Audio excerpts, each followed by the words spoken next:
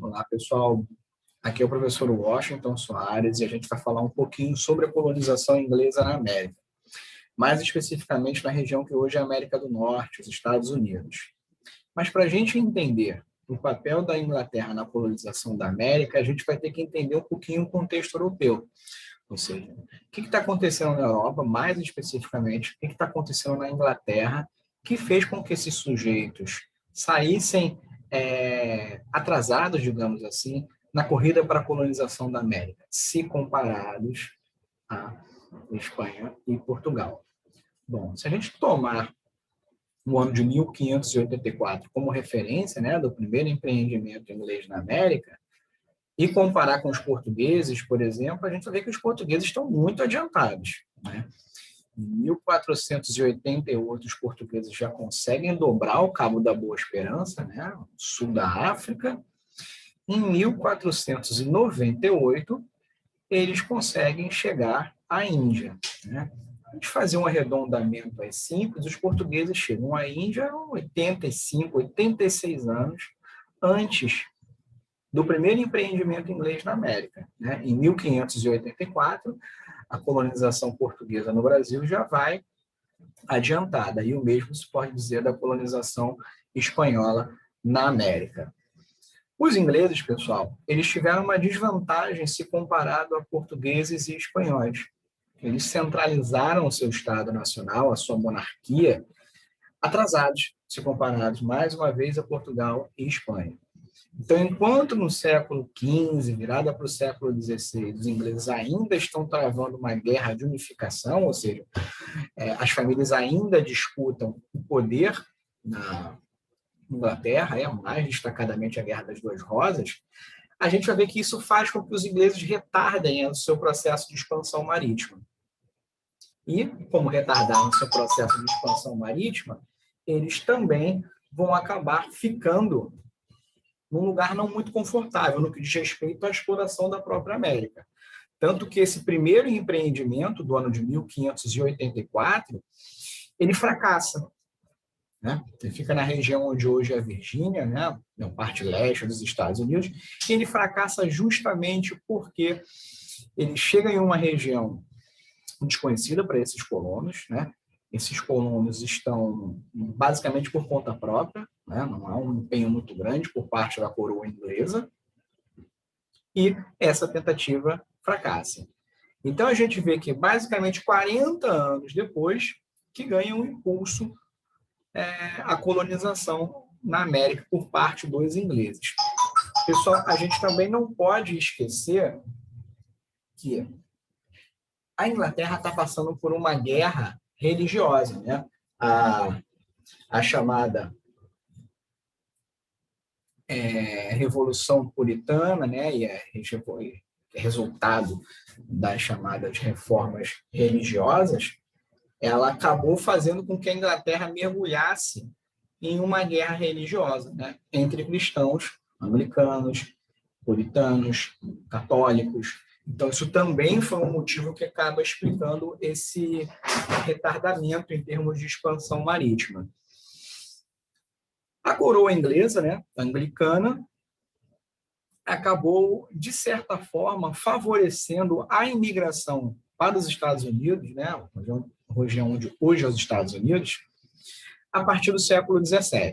Né? O navio Mayflower, né, que ele é muito simbólico dentro da cultura norte-americana, ele está partindo da Inglaterra rumo à América com um objetivo um pouco diferente se comparado à colonização espanhola e portuguesa. Esses colonos, eles são basicamente, né, eu estou falando dos colonos iniciais, eles são basicamente pequenos e médios agricultores ou comerciantes, né? Em sua quase totalidade, eles são puritanos, calvinistas. Então, esses sujeitos estão saindo da Inglaterra para fazerem o seu lar em outra região do mundo, já que na Inglaterra, puritanos, né, acabam, de certa forma, sendo perseguidos religiosamente. A gente tem que lembrar, né, até mesmo dentro daquele livro do sociólogo Max Weber, né, A Ética Protestante e o Espírito Capitalista, esses sujeitos estão indo para a América não para fazer a América, né, e voltar para a Inglaterra. Eles estão indo para a América para começar uma vida de acordo com as suas tradições religiosas e culturais. Então, eles vão para a América para trabalhar, para ficar lá. Então, isso faz diferença no que diz respeito ao trato com a terra, diferentemente das colônias de Portugal e Espanha, né, que estavam voltados mais para a exploração econômica, ainda que colonos espanhóis e portugueses também ficassem aqui e levassem uma vida. Tá bom? Com o passar do tempo, esses sujeitos vão se adaptando, né, e outros indivíduos também passam a ser, abre aspas, exportados da Inglaterra para a América. Em geral, são pessoas indesejáveis, ou são órfãos, são pessoas com algum tipo de problema com a lei, enfim, são muitas vezes marginais do ponto de vista social. E aí, marginal não tem a ver com ser criminosos, ou seja, tem a ver com estar à margem da sociedade. Eles não estão muito bem enquadrados. Então, eles são mandados aos montes para a Inglaterra, e lá eles acabam trabalhando em regime de servidão temporária, ou seja, basicamente para pagar os custos do seu deslocamento, né, do deslocamento entre Inglaterra e Estados Unidos. E uma vez feito isso, eram homens livres. E a gente vai ver que, com o passar do tempo, essas 13 colônias, né, como a gente fala, eles vão acabar desenvolvendo características que eles se assemelham, né, em que a gente pode, grosso modo, dividir entre 3 grandes grupos de colônias, né? As mais antigas, né, da Nova Inglaterra, são aquelas colônias do norte, tá bom? Essas formadas predominantemente por calvinistas, né, por puritanos, como eram chamados calvinistas na Inglaterra, e era composta basicamente por pequenos proprietários, pequenos comerciantes, pessoas que, em geral, usavam o trabalho familiar ao invés do trabalho escravo e mão de obra livre, tá bom? Então, com o passar do tempo, essas colônias foram desenvolvendo uma característica que deu a elas uma maior dinamização econômica. Comércio, pequena propriedade, a gente vai ver que eles também produziam navios, né? Até a questão da serralheria, da carpintaria, da produção manufaturada. Então, esses sujeitos, com o passar do tempo, vão desenvolver uma sociedade de pequenos, médios e grandes proprietários, em que o trabalho livre dá a tônica. Então, é uma sociedade bastante dinâmica do ponto de vista econômico e do ponto de vista social também. A gente vai ver que a principal característica desses sujeitos é a liberdade, né? Tanto do ponto de vista político, a gente já vai ver, mas também do ponto de vista econômico, né? O dinamismo econômico é muito grande. Essas colônias do centro, basicamente, essa região foi colonizada, para além dos ingleses que a gente viu, né? Também por holandeses, suecos, por exemplo, Nova Amsterdã, né? Que hoje é Nova York, né, mais especificamente a ilha de Manhattan, foi colonizada por holandeses, né, judeus, em alguns casos, que foram expulsos aqui do Brasil, né? A gente está falando do período aí da expulsão dos holandeses do Nordeste. Então, muitos desses sujeitos fogem para fundar colônias na região que hoje é a cidade de Nova York, mais especificamente em Manhattan, tá bom? Então, isso faz com que essas colônias ali do centro sejam mais dinâmicas também do ponto de vista econômico e cultural. A liberdade religiosa que vigora na América ela é muito interessante se comparada à liberdade religiosa na própria Inglaterra. Então, essa região é uma região plural do ponto de vista político, cultural e religioso. Então, isso vai dar uma característica a essa sociedade também, que acaba desenvolvendo um nível de tolerância muito maior. Por fim, a gente vê que as colônias do sul, né, de Virgínia, de Maryland para baixo, elas se assemelham um bocado com as colônias aqui da América, porque elas são colônias, em geral, voltadas para a produção no esquema do plantation, ou seja, grande propriedade, monocultura, com mão de obra escrava e voltada para fora. Então, essas colônias, elas se assemelham bastante com o esquema de colonização brasileiro, por exemplo. Então, a gente vê lá embaixo, na base da pirâmide, escravos, e para cima da pirâmide, médios e grandes proprietários. Haviam pequenos proprietários? Sim, mas muitos deles, com o passar do tempo, vão ser incorporados, suas propriedades vão ser incorporadas às maiores propriedades, o que leva esses sujeitos a migrarem ou para outros serviços, que eram muito poucos na região, né? Então, entre o escravo que trabalhava na plantation e o senhor dono das terras, né, havia uma pequena, muito pequena camada intermediária que trabalhava em um serviço ou outro. Né? Muitos desses sujeitos, inclusive, migravam para outras colônias, seja as colônias do centro ou as colônias do norte. Tá bom? Então, a gente vai ver que essa sociedade do sul ela tem uma característica mais parecida com a nossa, ou seja, ela é mais desigual, ela tem a mão de obra escrava como principal fator de produção. A desigualdade étnica, social, econômica, política é muito mais pesada nessa região. Enquanto a gente vê, por exemplo, que as colônias do norte, nela, tanto nas colônias do norte quanto nas colônias do sul, há um maior nível de autonomia, ou seja, esses sujeitos, em geral, escolhem os seus próprios representantes, né? Fundam as suas escolas, enfim, organizam-se sem a intervenção do Estado ou com uma intervenção do Estado muito baixa. Em geral, esses grupos, essas colônias, elas tendem para um nível maior de autonomia e de independência e de liberdade. Enquanto a gente vai ver que as colônias do Sul elas têm um laço muito mais apertado com a Inglaterra, justamente porque é na Inglaterra que elas veem parte dos seus produtos sendo vendidos, né?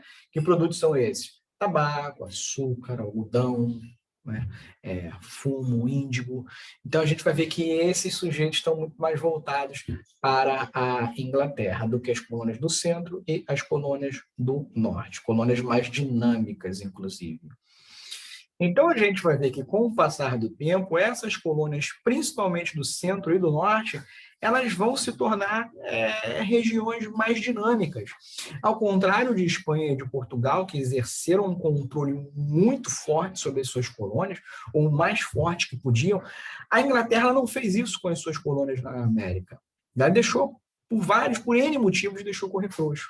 Então, essa liberdade, somada ao próprio dinamismo que a gente já viu, faz com que essas colônias do centro e do norte, já na entrada do século XVIII, sejam colônias bastante dinâmicas. A gente já está falando de Boston, a gente já está falando de Nova York, de Filadélfia, como grandes cidades, né, para o padrão da época, óbvio, no século XVIII. Grandes portos, grandes entrepostos comerciais, já no século XVIII. O nível de liberdade desses sujeitos é absurdamente alto, se comparado, mais uma vez, a colônias da Espanha e a colônias de Portugal. Então, enquanto o pacto colonial era mais vigoroso nas colônias espanholas e portuguesas, na América do Norte, não, essas 13 colônias, o comércio corria frouxo.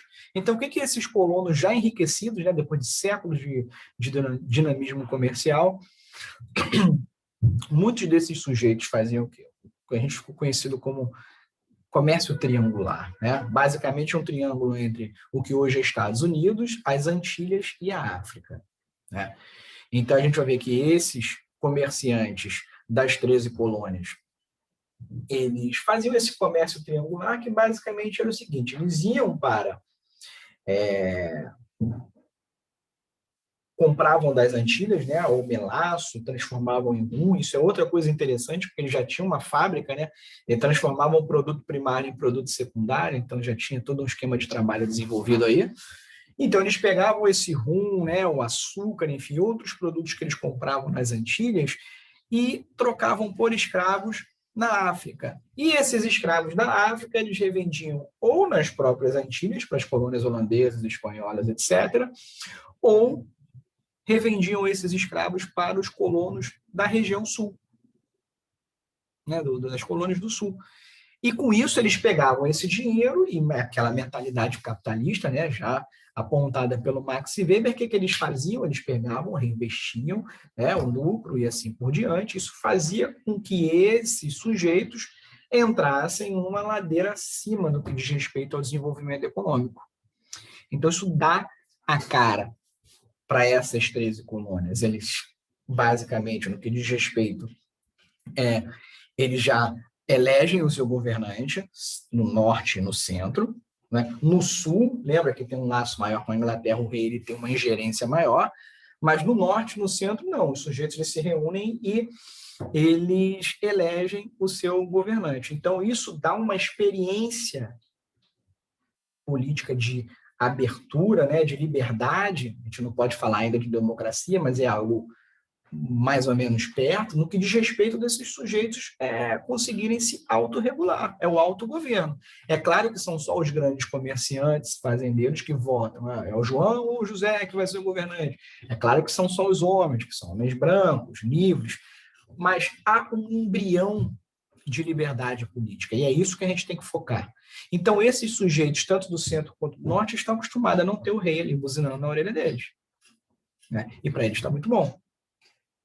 Eles têm um conselho ou uma câmara, perdão, alta, falando de forma muito simples, como se fosse uma Câmara de Deputados ou algo parecido com um Senado, isso em cada colônia. Lembra, a colônia de Nova York não tem nada a ver com a colônia de Massachusetts. Esses caras estão separados entre si, então um não mete o pé dele no outro. Então, eles têm uma experiência de autonomia muito grande, não só em relação à coroa da Inglaterra, mas entre si. Né? Isso vai dar a tônica do próprio federalismo americano, a gente vai ver isso um pouco mais adiante. Então, esses sujeitos têm um governo eleito, né? Tem um conselho, uma Câmara, seria o nosso equivalente aos deputados estaduais, só para a gente visualizar. Né? Esses sujeitos também são nomeados pela elite local, então a elite local está acostumada a controlar, né, a sua própria colônia. Então, isso faz com que esses sujeitos desenvolvam, com o passar dos séculos, né, a gente está falando aí de um século e meio, mais ou menos, século e pouco, o sentimento de autonomia. Né? Então, a gente vai ver que, não só em nível colonial, mas também em nível local, né? Dentro das colônias tinham as subdivisões jurídicas, grosso modo, para a gente entender como se fossem as nossas prefeituras hoje. E dentro dessas regiões administrativas também haviam as câmaras dos representantes. Então, esses sujeitos eles estão acostumadíssimos ao autogoverno, à autogerência. Isso vai explicar por que eles são tão arredios à Inglaterra, quando a Inglaterra, né, tenta impor um domínio mais rigoroso, aí já no contexto da independência dos Estados Unidos, tá bom? Então, isso que a gente tem que ter em mente aqui. Esses sujeitos eles têm uma dinâmica econômica muito complexa, muito sofisticada, pessoal do centro, pessoal do norte, tá bom? Tem um nível de autonomia muito grande e formam sociedades já sofisticadas. Eles montam as suas escolas, as suas universidades, né? Os empresários locais, eles fazem doação, isso faz com que esses filhos não precisem ir para a Inglaterra ou para a Europa para estudar, que estudem ali nas 13 colônias mesmo. Então, isso tudo, com o passar do tempo, o pessoal vai dando uma cara para essas colônias que é muito diferente se comparado à cara do Sul, que é mais dependente, é escravocrata, né, é pouco dinâmica. Né? No Sul, por exemplo, os grandes cargos eles são ocupados praticamente todos por fazendeiros escravocratas. Então, os fazendeiros escravocratas, eles dominam a máquina. Né? E, claro, que impõem a sua visão escravocrata de mundo, tá bom?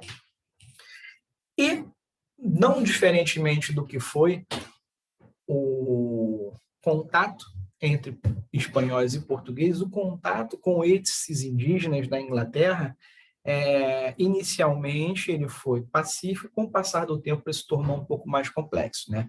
E aí, principalmente, naquelas colônias do sul. Então, a gente vai ver que se há, por parte desses ingleses, não há uma expansão uma expansão territorial, por exemplo, como houve na América Espanhola ou na América Portuguesa, a gente vai ver que nem por isso os contatos foram menos violentos, tá bom?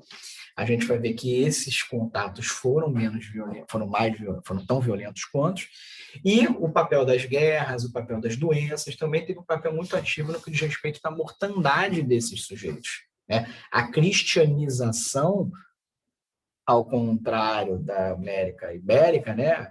Portugal e Espanha, em que a cristianização dos nativos foi muito efetiva, na América inglesa ela não foi tão efetiva assim. Então, muitos desses sujeitos literalmente foram escapando para o interior. Né? É só num contexto de independência dos Estados Unidos que as relações com os povos indígenas vão se tornar ainda piores do que eram durante o período colonial. No que diz respeito à escravidão, a escravidão das 13 colônias ela se localizou especificamente nas colônias do Sul. Né? Há quem fale de algo em torno aí de 400 mil africanos. Né? É claro que para quem era escravo isso não é pouca coisa, mas se a gente for fazer um comparativo de número, há quem trabalhe com o número de 4 milhões para o Brasil. Né? Se comparado aos 400 mil da região que entra na região do Sul, dessas colônias inglesas, é menos, tá bom? Mas claro que ainda assim bastante sofrido. A gente vai ver que por conta da escravidão nos Estados Unidos, né, vai ser um dos motivos da guerra de secessão entre Estados Unidos, né, o Norte e o Sul, e até hoje a gente vai ver que nos estados onde a escravidão vigorou, nos Estados Unidos, costumam ser estados com índice de conflito étnico, de violência, né, contra a população negra e também agora contra a população latina muito grande. Né? São estados com uma tradição racista muito mais bem arraigada do que, por exemplo, os estados mais ao norte. Né? A gente vê, por exemplo, Nova York, que é uma cidade altamente plural, e se comparado a outras cidades do sul dos Estados Unidos, a diferença é abissal. Tá bom? Então, a gente, por conta disso, para aqui, né? Essa é a colonização inglesa na América. Um grande abraço, até a próxima.